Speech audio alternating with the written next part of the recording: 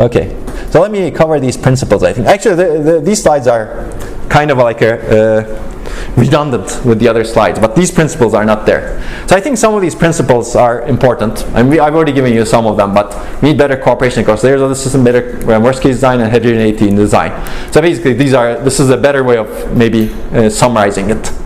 We want all of these, but more than that, we want open minds in the end. I think if we have open minds, and if we explore freely, then we can enable all of these principles.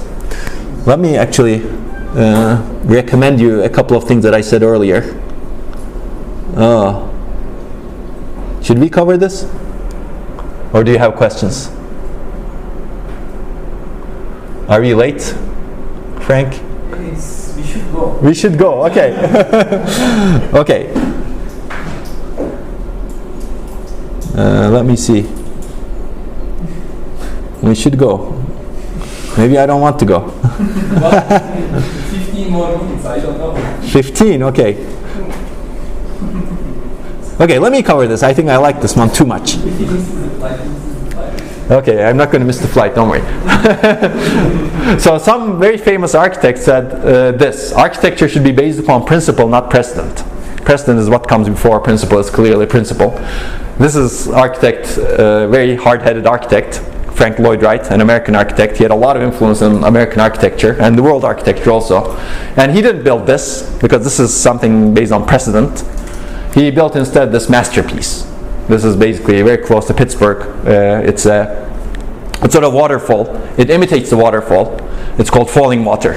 And and I gave this as an assignment to my students so that they could go there, and many of my students went there and they appreciated the beauty and understood the design principles hopefully and became more creative.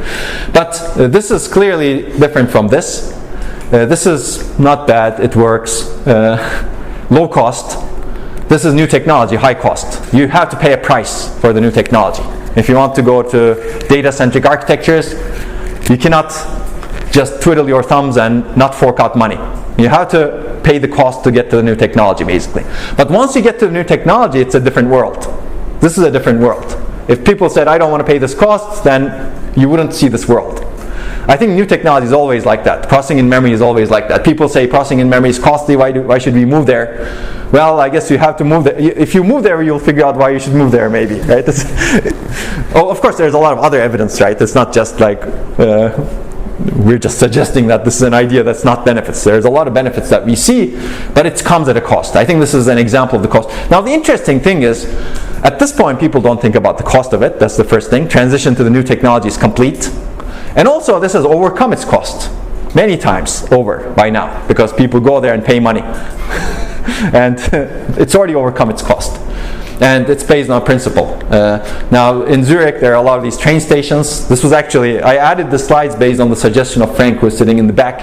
He introduced me to Santiago Calatrava's architecture.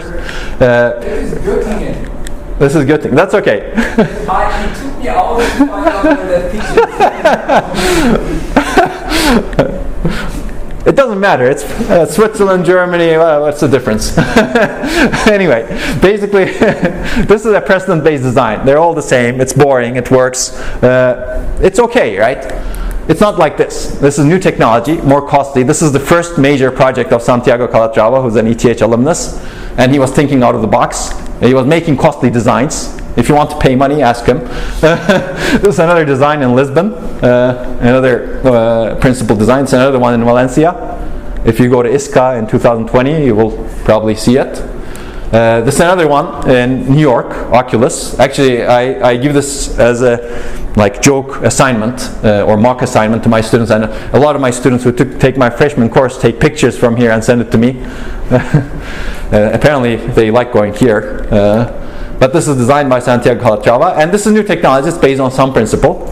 It's not cheap. It's expensive. According to Wikipedia, this was $4 billion.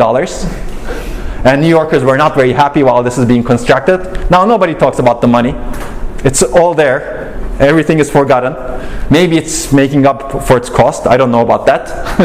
But most of these structures make up for their cost over time. because the transition to the new technology is complete. I think processing in memory, for example, is similar, or other architectures that we're discussing is similar. There will be costs associated with new technology, and you have to pay the cost to see the benefits. There is no other way. But this doesn't mean that we should just pay the cost. We should also enable the technology. And what we've discussed here is about enabling the technology. But at some point, you will need to pay the cost. And okay, the key question is, do we have the overarching principles for computing? I don't think we do. But I know that processor-centric principles is not the overarching principles. Okay, let me give you a final detour. Otherwise, if I don't stop, Frank will take me out from here, I think. I will recommend this book because it's not just about the cost, it's also about the mindset. And these things are coupled in a sense. Has anyone used this book for any class? This is a beautiful book. This is actually, if you're taking a good performance modeling class, you should have used this book. But there are other books right now probably. This is 1991, as you can see. It's by Wright. And I like some of these pictures in this book. I mean, there's a lot of scheduling theory and all of that good stuff. But also, there's this interesting thing about mindset here. So this is, I'll read this. These are the rat holes. Actually, I'm known to draw these pictures in my office sometimes. You can see rat hole pictures. But basically, even if this person, Raj Jain, says, even if the performance analysis is correctly done and presented, it may not be enough to persuade your audience, the decision makers, to follow your recommendations. The list shown in box 10.2 is a compilation of reasons for rejection heard at various performance analysis presentations. You can use the list by presenting it immediately and pointing out that the reason for rejection is not new, and that the analysis deserves more consideration.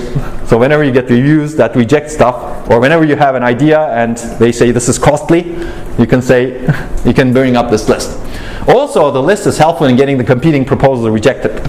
So if you're competing for something, you can use this list. This is a beautiful book, by the way. But also, it's very insightful also. There is no clear end of an analysis. Any analysis can be rejected simply on the grounds that the problem needs more analysis. Okay, and these are a bunch of reasons. This needs more analysis, you need a better understanding of the workload, blah, blah, blah, blah, blah. I like this last one. Why change? It's working okay. And this is really the points to the mindset problem, basically. That house is working okay. Why build this better house, right? Or this train station is working okay. Why build this better thing? This is a mindset against progress. I actually present this. Okay. Another recommended book is this. I already mentioned the Structure of Scientific Revolutions, and you can read different versions of it. I actually used this slide in my freshman course, basically. Today, I think, is a really good time to revolutionize the computing. But this book is, if you know the term paradigm shift, it was introduced by this book, basically, because this analyzed a lot of scientific paradigms and how these paradigms came to place, and basically developed a theory of how these paradigms occur.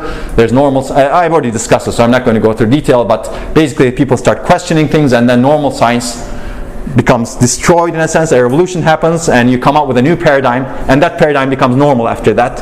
And then science works based on these revolutions. And then you start questioning what is normal at that time, because it's not sufficient to explain all the phenomena that you see. And then evidence builds up as to, basically you see a lot of contradictions to the paradigm. And then over time, people see a lot more contradictions, and a revolution happens. I think going from processor-centric to data-centric will happen in a similar way, maybe.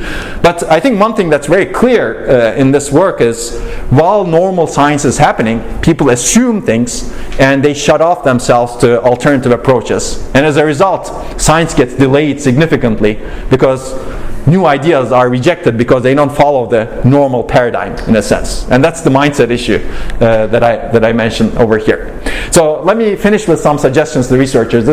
These are some suggestions that I used in my course, in my recent lecture at ISCA, actually.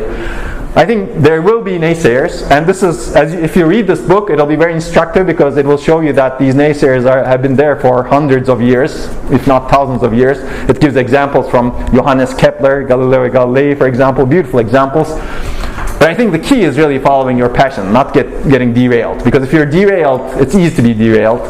So you need to be resilient, I think. And I think it's really important to focus on learning and scholarship in the end. It's all about this. It's not about, okay, nobody will ever implement this, right? That's not learning and scholarship in the end. Learning and scholarship is something totally different. Understanding the phenomenon and trying to build something better. And I think in the end, the quality of the work defines the impact. And it's always good to think about this, right? It's not the reviewers who define your impact, it's the quality of your work who define the impact. Okay, so I will acknowledge a bunch of people here. I mean, clearly I have a lot of students who contributed to these, including the good slides. The bad slides are mine, the good slides are my students and collaborators and people who funded our research. They should fund more. If you're from a funding agency, you should fund the research. I'm just kidding. And my group, of course. And I think this is a very quick overview of the last slides, and I think I took more time than you wanted me to. Okay.